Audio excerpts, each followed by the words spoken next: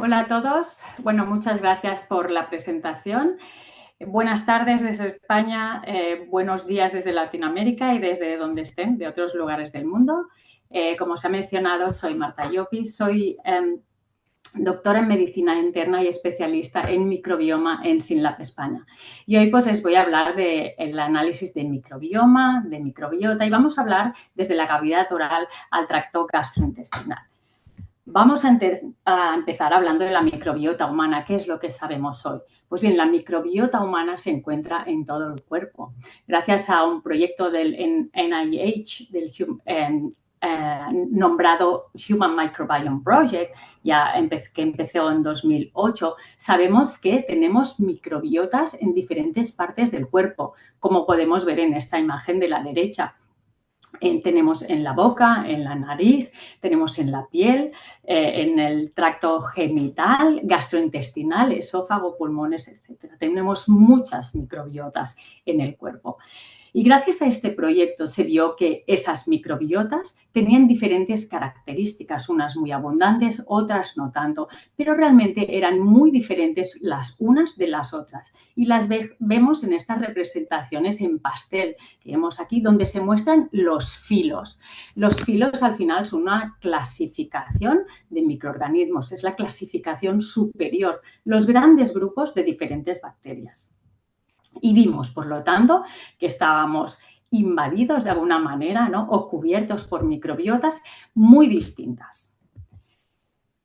En números, y gracias a este proyecto y a muchos otros proyectos, unos europeos, otros americanos, otros más mundiales, hoy en día sabemos que la microbiota humana está formada por unos 50 trillones de microorganismos, más o menos. Al final no nos ponemos de acuerdo, hay cierta variación, mayoritariamente bacterias, esto sí que lo tenemos muy claro. Sabemos también que la relación entre microorganismos y células humanas en nuestro cuerpo es de 1:1. Y cuando hablamos de genes, los números todavía son más impresionantes. El genoma de la microbiota humana cuenta con aproximadamente 3,3 millones de genes. Cuando lo comparamos con el número de genes del genoma humano, que son 22.000 aproximadamente, nos damos cuenta del gran potencial que tiene esta microbiota, ¿no? Que convive con el ser humano. De hecho, nos da una idea del gran potencial que tiene esta comunidad de microorganismos. Y esto ha llevado a la comunidad científica a comparar la microbiota humana con un órgano, como por ejemplo el hígado, justamente por su gran potencial. Sabemos también que el 90% de enfermedades estudiadas se relacionan con desequilibrios de la microbiota, y en este caso, intestinal. Pues bien, estos números que se han obtenido gracias al avance de las técnicas de análisis dieron la idea, supusieron realmente un cambio de paradigma, ¿no? Y nos dieron la idea de que, como muestra la imagen aquí a la derecha, somos tanto bacterias como humanos, ¿no?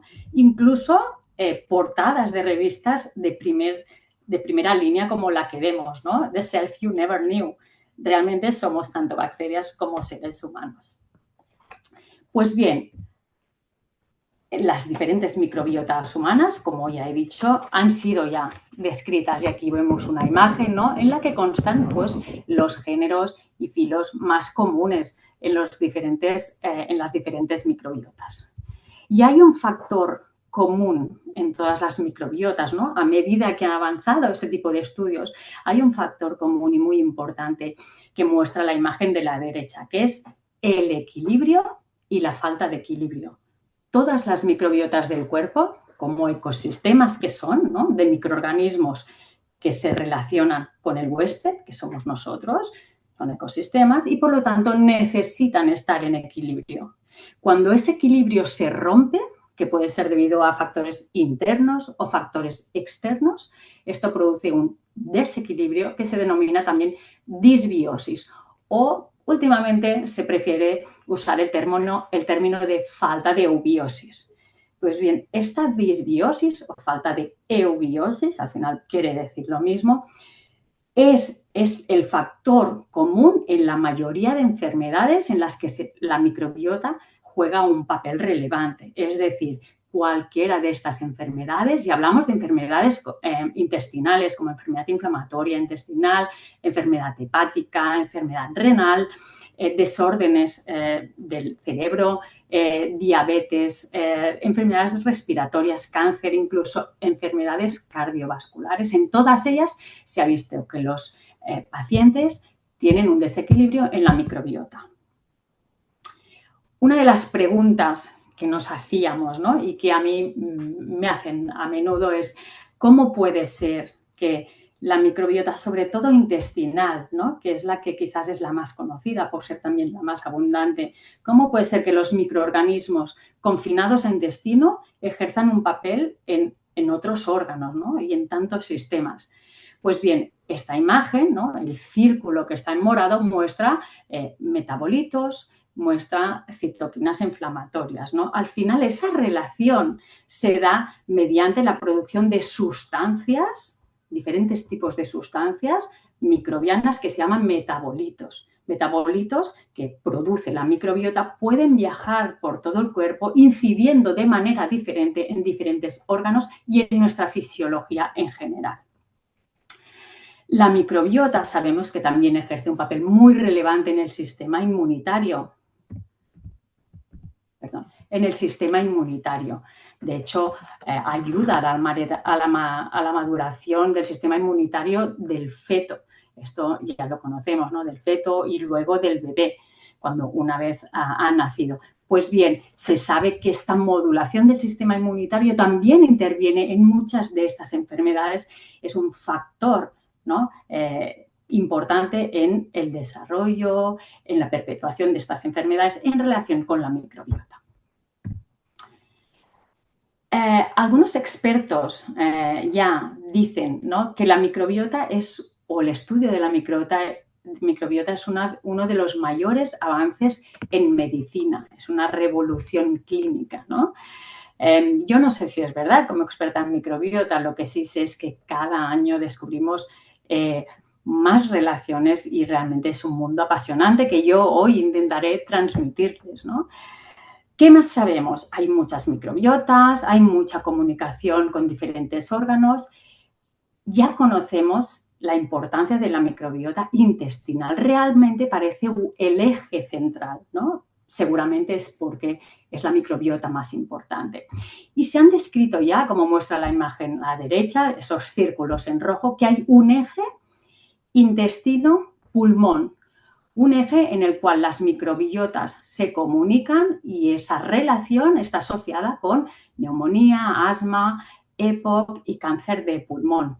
Lo mismo con la piel. La microbiota del intestino se comunica, tiene relación con la microbiota de la piel y esa relación está relacionada con enfermedades dermatológicas, psoriasis, acné o cáncer de piel incluso. Lo mismo con el cerebro. Pasa que en el cerebro no tenemos bacterias, pero hay un eje intestino-cerebro, seguramente ustedes ya lo han oído, muy importante, que hace que la microbiota intestinal ejerza un papel relevante en diferentes enfermedades, como enfermedades neurodegenerativas, autismo o desórdenes psiquiátricos. Y también la microbiota juega un papel en enfermedades cardiovasculares, por ejemplo, ¿no?, aterosclerosis, infarto y, evidentemente, pues en metabolismo. Aquí quizás eso es un poco más fácil por la proximidad del hígado al intestino, ¿no? Realmente ahí hay una relación bastante directa, pero se ha visto que está relacionado con obesidad, diabetes y disfunción mitocondrial. Pues bien, esta relación, todas esas relaciones, en todas ellas la microbiota intestinal juega un papel muy importante, un papel central. Aquí he puesto algunos de esos mecanismos, yo les he explicado, ¿no?, esos mecanismos que van, esos factores de comunicación que pueden ser metabolitos, activación del sistema inmunitario, pero esto ya está descrito desde hace tiempo. Aquí tienen unos artículos también, enfermedades neurodegenerativas. Aquí juegan un papel muy relevante la dieta y el estilo de vida. Y aquí en gris, aquí podemos ver, ¿no?, los factores microbianos que ejercen un papel en esta relación, ¿no?, diversidad, patógenos, neurotransmisores, etc. Lo mismo en las enfermedades hepáticas. Aquí el papel importante es el de la dieta, que, por ejemplo, en este caso particular sería el alcohol, ¿no? Pero hay muchos factores aquí que intervienen y es una relación muy bien conocida. Lo mismo en reproducción y embarazo. Ese es un tema un poco más complejo porque aquí son importantes los factores intrínsecos y también extrínsecos. Intrínsecos, pues evidentemente todo el tema endocrino, ¿no? En este caso de la mujer. Aquí también se conocen esos factores, ¿no?, de la microbiota que son muy importantes. Y hablamos tanto desde el ciclo menstrual hasta todo el proceso de formación de gametos, placentación, todas las fases del embarazo, incluso embarazo pretérmino, antes de término, etcétera. Lo mismo en la salud cardiovascular. Aquí realmente la dieta juega un papel importante, ¿no?, en el desarrollo o la contribución a este tipo de enfermedades. Pues bien, ya sabemos, ¿no?, hemos aprendido la relevancia de la microbiota, lo importante que es la relevancia de la microbiota intestinal, que juega un papel muy relevante en diferentes enfermedades, siempre juntamente con otros factores, evidentemente, ¿no? Todas son multifactoriales, pero ya está descrito que la microbiota aquí tiene un papel muy relevante. Y hoy les quiero hablar de otra microbiota que en los últimos años pues está cogiendo más y más relevancia, mucha importancia a nivel científico, y es la microbiota oral. ¿Por qué es importante? Pues es la segunda microbiota más importante del cuerpo humano. Está formada por muchas menos, ¿no?, bacterias o microorganismos que la microbiota intestinal, evidentemente, pero es muy compleja, es muy dinámica también porque está sujeto a los cambios, ¿no?, de la boca. Y ha sido ampliamente estudiada. De hecho, aquí en esta imagen a la derecha ya vemos los diferentes tipos de microorganismos que se pueden encontrar en las diferentes zonas de la boca, incluso en saliva. Parece ser que la microbiota de la saliva es bastante estable. Pues bien, ¿por qué está tomando más y más relevancia? Porque se ha visto que el tránsito de microorganismos orales a intestino y su establecimiento parece estar asociado a un mayor riesgo de problemas graves de salud. Y estamos hablando del establecimiento. Esto quiere decir cuando las bacterias de la boca viajan al intestino y encuentran un nicho donde se pueden quedar y multiplicarse. Esto quiere decir detección de bacterias orales en el intestino.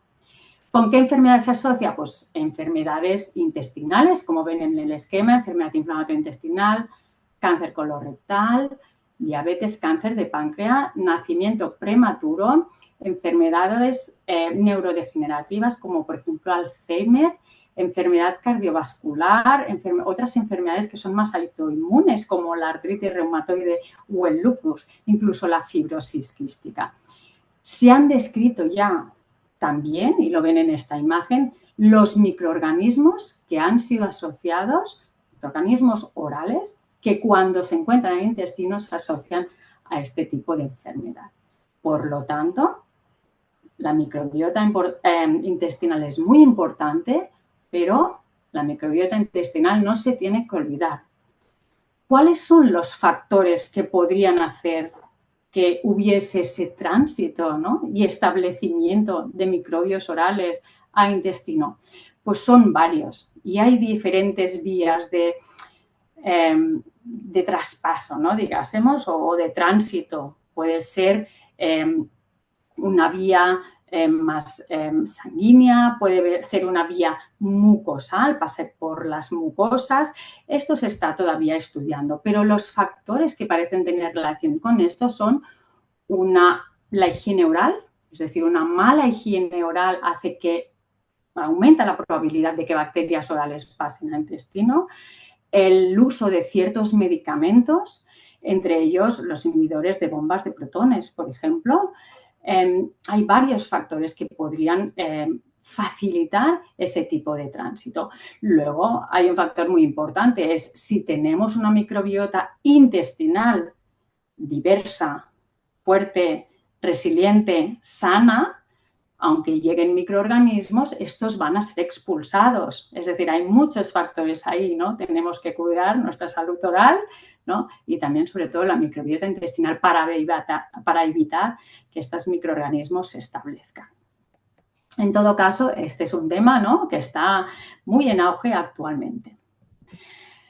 Ahora voy a pasar a la siguiente sección, que es cómo analizamos la microbiota. Ahora que sabemos todo esto, ¿no?, ¿cómo se puede analizar? Bueno, pues a lo largo de los años se han desarrollado muchas técnicas de análisis de la microbiota y ahora pues las vamos a analizar una por una.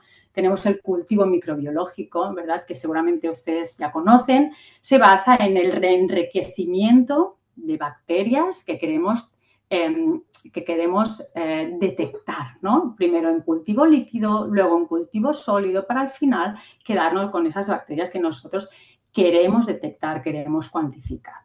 Bien, esta es una técnica que se ha utilizado y todavía se utiliza, que es extremadamente importante en microbiología clínica, ¿no? Estos coprocultivos y cultivos, ¿no?, de diferentes líquidos del cuerpo, súper importante. Pero no es útil cuando queremos estudiar muestras complejas, como podría ser unas heces, ¿no? Porque si bien tiene una alta sensibilidad, proporciona una cobertura muy limitada, ya que solo el 5 o 10% de los microorganismos fecales son cultivables, justamente por el ambiente, ¿no?, sobre todo más bien anaeróbico, que hay en el intestino. Otra de las técnicas que se ha utilizado y todavía se utiliza a veces es la PCR, los estudios de la reacción en cadena de la polimerasa. Ya sabemos, seguramente ustedes ya lo conocen, ¿no? Estos están basados en la amplificación de un fragmento, aquí señalado en azul, del ADN de un microorganismo que queremos estudiar, ¿no? Lo amplificamos y luego podremos tener una identificación o incluso cuantificación. Estas técnicas ya sabemos, ¿no?, que tienen una altísima sensibilidad y una altísima resolución. Son capaces de detectar microorganismos que se encuentran en cantidades pequeñísimas, pero a la vez tienen una cobertura muy limitada, ya que solo podemos detectar microorganismos previamente conocidos, ¿no?, porque necesitamos amplificarlos, y realmente solo amplifica el microorganismo que con nosotros queremos.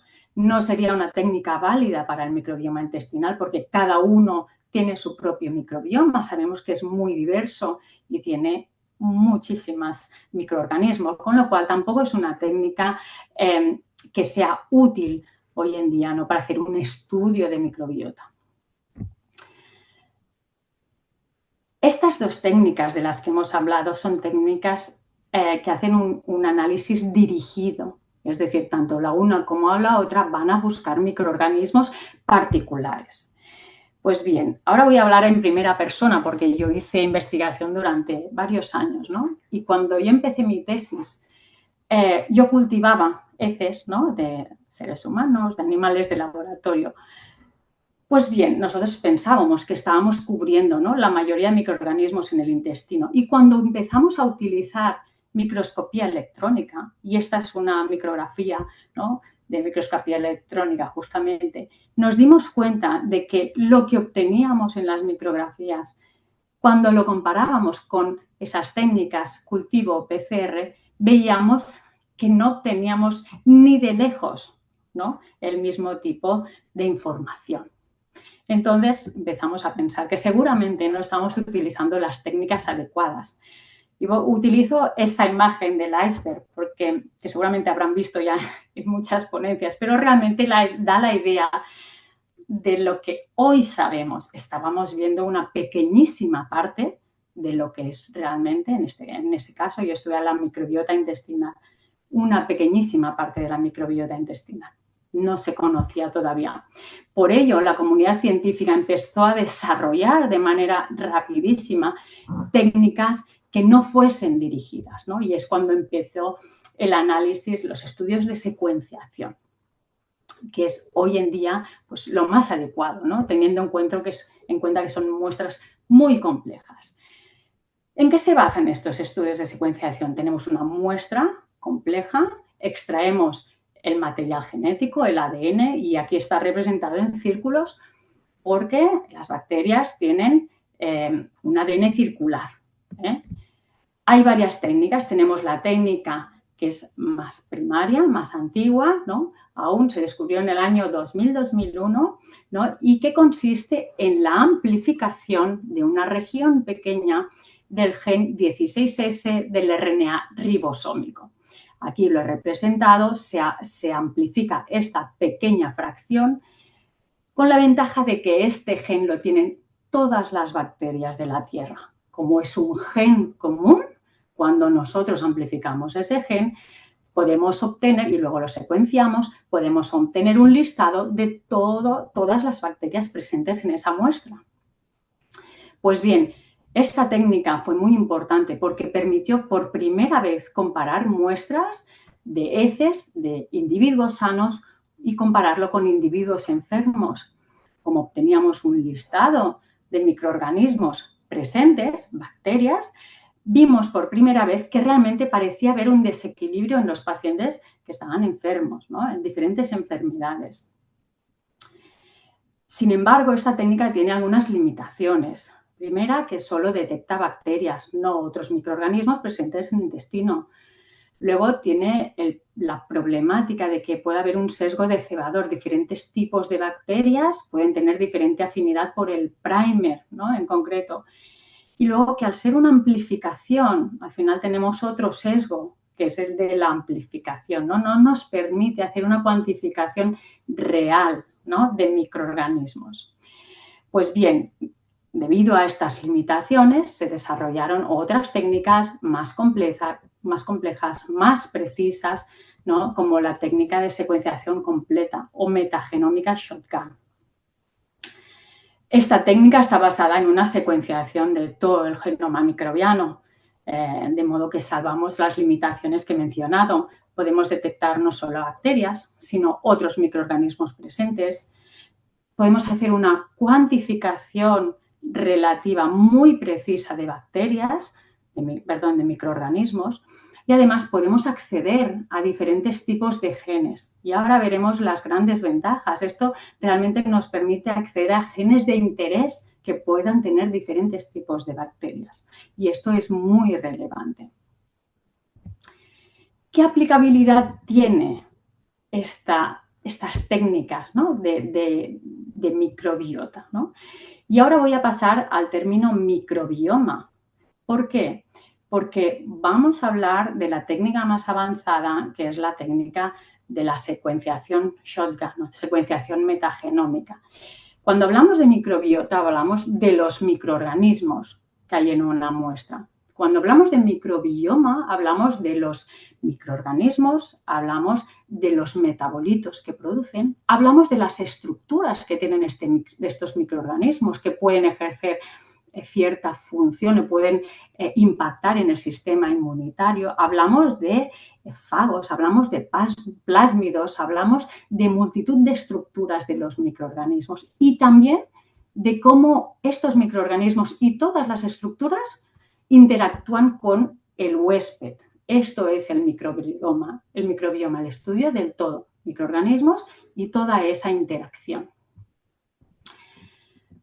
Si nosotros pensamos en un test para aplicar clínicamente un estudio de microbioma, querríamos un análisis por secuenciación completa, evidentemente, con un buen análisis bioinformático detrás, con bases de datos totalmente fiables. Querríamos una elevada sensibilidad, cobertura, resolución, ¿no? Querríamos realmente aplicarlo en la medicina del día a día. Querríamos un análisis funcional, ¿verdad? Querríamos saber esas sustancias que pueden interactuar con diferentes órganos, sistemas. Querríamos que estuviese respaldado por la evidencia científica, porque un informe de microbioma tan complejo sin ser acompañado de las novedades, ¿no? Ahora que todo avanza tan rápidamente, no nos serviría mucho. Queríamos identificación, por ejemplo, de microorganismos orales, querríamos poder verlos. un informe que fuese intuitivo y también accionable, porque al final lo que queremos es ayudar al paciente, ¿no? Y dirigir mejor nuestras estrategias terapéuticas. Pues bien, hoy en día y en este congreso yo les anuncio que SYNLAB ya tiene un estudio de microbioma intestinal de nueva generación y ese estudio se llama MyBiome. ¿Qué ventajas tiene este estudio, ¿no? Que realmente es de nueva generación? Cumple con todos los requisitos que nosotros, ¿no?, hemos establecido para un buen test de microbioma con aplicabilidad clínica. Este es un test de secuenciación metagenómica que realiza un estudio profundo, objetivo y accionable del microbioma intestinal. Reporta microorganismos que habitan en el intestino, no solo bacterias, sino también otro tipo de microorganismos. Reporta funcionalidad microbiana, cómo se comportan estos microorganismos, respaldado por la evidencia científica, de modo que uno obtiene información de cada metabolito, cada funcionalidad, cómo interactúa con la salud, así como de cada tipo de microorganismo, con qué tipo de alteraciones ha sido relacionado o cuál es su repercusión, ¿no?, en diferentes tipos de enfermedades. Da recomendaciones para la mejora o el reequilibrado del microbioma intestinal y se ofrece, ¿no?, en forma de informe interactivo estos resultados. Vamos a ver unos ejemplos, porque este tipo de test, como digo, ya está disponible. Se ha unido la mejor tecnología con toda esta evidencia científica. Este test, MyBiome, tiene una elevada cobertura y resolución. ¿Qué es la cobertura? Como indica la imagen, el ser capaz de detectar no solo bacterias, sino otros tipos de microorganismos de manera interactiva, de modo que se puede ir a una sección u otra. ¿Y qué es la resolución? La resolución es muy relevante y ahora lo van a ver con este ejemplo. Es el ser capaz de llegar al nivel de especie o incluso de cepa para realmente diferenciar, para realmente encontrar las diferencias, ¿no?, identificar distintas especies pertenecientes a un mismo género que pueden tener funcionalidades o efectos muy diferentes en la salud. Y lo vemos en este ejemplo. En este caso se detectan estreptococos. Este es un microorganismo habitual en el intestino. Uno tiene un símbolo positivo y otro un símbolo negativo. Si yo, en este informe interactivo que me proporcionan, le doy, ¿no?, con el cursor a Streptococcus thermophilus, voy a obtener una descripción de este microorganismo. Y en la sección de nuevos hallazgos científicos se me indica que este es un probiótico y que muestra un buen potencial para reducir la inflamación. Por eso se le ha asignado un símbolo positivo. Y a Streptococcus salivarius, aun perteneciendo al mismo género Streptococcus, pero son dos especies diferentes, tiene un símbolo negativo. Cuando yo leo la descripción y me voy a hallazgos científicos, se me indica que esta especie se ha observado en niveles elevados en pacientes con hipertensión, enfermedad de Crohn y arteriosclerosis. De modo que esta resolución realmente me ayuda a identificar bien y a diferenciar entre diferentes tipos de microorganismos. Si yo solo obtuviese la información de género, Streptococcus, realmente no estaría viendo, ¿no?, la totalidad, es decir, no estaría viendo el detalle. Por lo tanto, no sería capaz de diferenciar entre estos dos tipos de microorganismos con efecto o impacto tan importante en la salud. Este test también tiene una elevada sensibilidad y, como vemos, está respaldado científicamente. A lo largo del informe se utilizan estos signos positivos o negativos para diferenciar entre microorganismos con efectos positivos en la salud. Serían los probióticos que cada uno de nosotros tiene, que pueden ser de muchos tipos, no solo hay bifidobacterias y lactobacilos, sino muchísimos otros, incluso algún Clostridium, como vemos aquí. Estos representan el potencial del microbioma de cada individuo. Y luego están los negativos, los que realmente son más perjudiciales. Aquí vemos una abundancia relativa, ¿no?, una cuantificación muy precisa vemos el rango esperado y vemos también la interpretación, ¿verdad? De modo que podemos analizar muy bien la composición de este microbioma.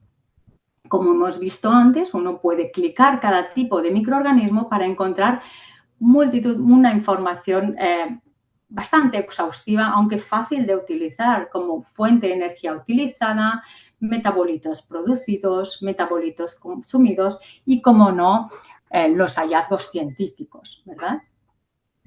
Pues bien, realmente todos los resultados de este informe estarían respaldados por la evidencia científica más destacada. Y esto permite al prescriptor contextualizar los resultados y entender mejor su relevancia clínica. Este informe, además, este informe interactivo contiene un filtro. Este filtro está señalado aquí en color azul y nos ayuda o facilita la detección de microorganismos que hayan sido asociados con diferentes enfermedades, síndromes, síntomas, estado de salud.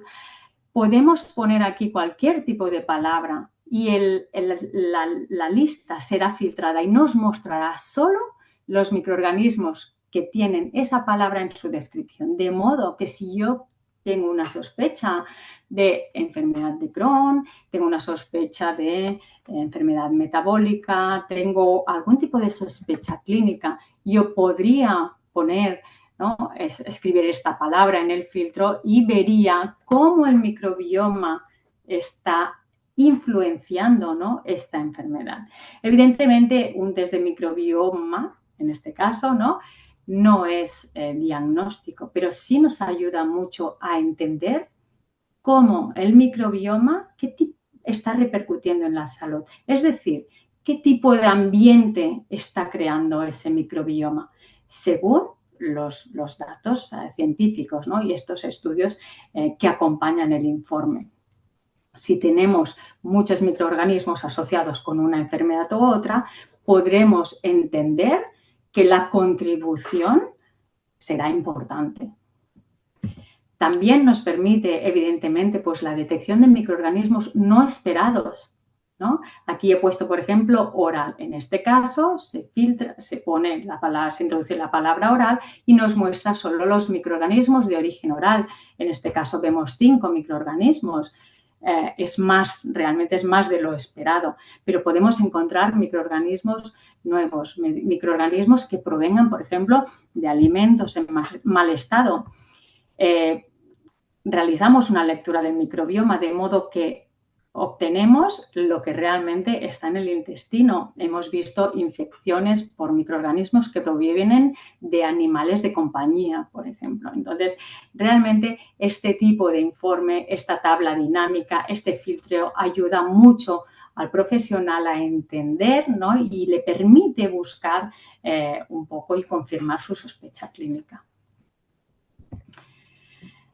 Habíamos hablado de metabolitos, de funcionalidades, ¿verdad? En este informe también se da la funcionalidad potencial, ¿no? Es un poco lo que hemos comentado, esas sustancias que producen las bacterias y que pueden impactar de manera diferente en órganos, sistemas, en nuestra fisiología. Pues bien, se dan 25 funcionalidades relacionadas con la salud y hemos escogido las que poseen mayor respaldo científico y se organizan, como muestra esta tabla, pues en 4 secciones diferentes. En ellas se indica pues el estado, ¿no?, de esa funcionalidad, cuál es el estado de cada funcionalidad con este recuadro, ¿no?, de color azul y pues como hemos obtenido antes, como hemos visto antes, solo hay que clicar a la funcionalidad para obtener una descripción completa de qué es esa funcionalidad microbiana, qué impacto tiene en la salud y además vamos a obtener recomendaciones para reequilibrar esa funcionalidad, disminuirla si es negativa, ¿no?, paliar también su efecto negativo y fomentarla si es una funcionalidad positiva, ¿no?, como serían, por ejemplo, los ácidos grasos de cadena corta. Y ya para finalizar, uno de nuestros deseos era que fuese un test accionable, ¿no? Que permitiese mejorar el microbioma de nuestros pacientes. Pues bien, MyBiome también proporciona este tipo de recomendaciones y está basado en biología de ecosistemas, ¿no? Nosotros lo que intentamos es fomentar el crecimiento de microorganismos beneficiosos, los que tienen el símbolo positivo, que además sabemos que producen sustancias beneficiosas para la salud, porque así ha sido demostrado, y disminuir, por otro lado, el crecimiento de microorganismos que son negativos y producen sustancias, por lo tanto, que son peligrosas, que son nocivas. ¿Cómo reportamos este tipo de resultados? En una tabla dinámica, en la cual yo aquí he escogido, ¿no? He seleccionado unas imágenes y en la que se muestran básicamente recomendaciones de fibras de origen vegetal. Es decir, nosotros damos recomendaciones de prebióticos y están agrupados en granos, fruta, nueces, semillas, legumbres, leguminosas y vegetales. Porque estas fibras prebióticas son las que van a nutrir a los microorganismos probióticos, los que tienen el símbolo positivo, en cada paciente. ¿Por qué es personalizada esta tabla? Bien, porque es específica para cada paciente, ¿no? Da recomendaciones no generales. Si bien los alimentos pueden más o menos coincidir, hay una personalización muy importante y es que para cada alimento se va a indicar, los espárragos, por ejemplo, que hemos puesto aquí, se va a indicar cuántos microorganismos puede favorecer o puede promover la fibra del espárrago, ¿no?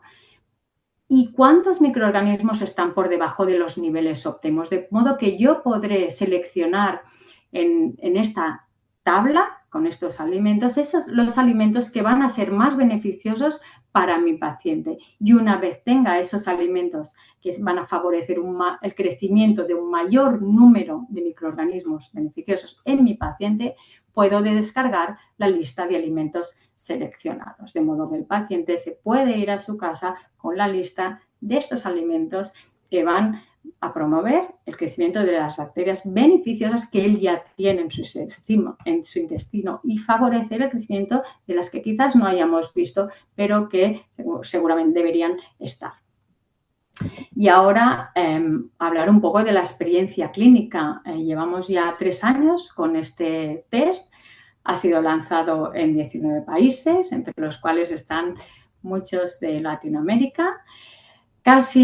Llevamos casi 8.000 individuos testados y la experiencia, la verdad es que ha sido formidable. Nos ha permitido entender cómo en diferentes tipos de enfermedades, incluso alteraciones en las que no sospechábamos, ¿no? Como puede ser la alopecia areata, nos ha permitido entender cómo el microbioma estaba influyendo, ¿no? Participando en esa enfermedad. Como dije, no es un test diagnóstico, ni mucho menos, queda todavía mucho por conocer, pero la unión de la mejor tecnología, un informe que sea entendible y la evidencia científica hacen posible que un profesional hoy en día sea capaz de entender la contribución del microbioma intestinal a una enfermedad, enfermedades tan diversas como las que ven hoy en este esquema. Y ya para terminar, unos mensajes, ¿no? Para que se lleven ustedes a su casa. El genoma de la microbiota humana supera casi en 100 el número de genes del genoma humano. No tenemos que olvidar el gran potencial que tiene.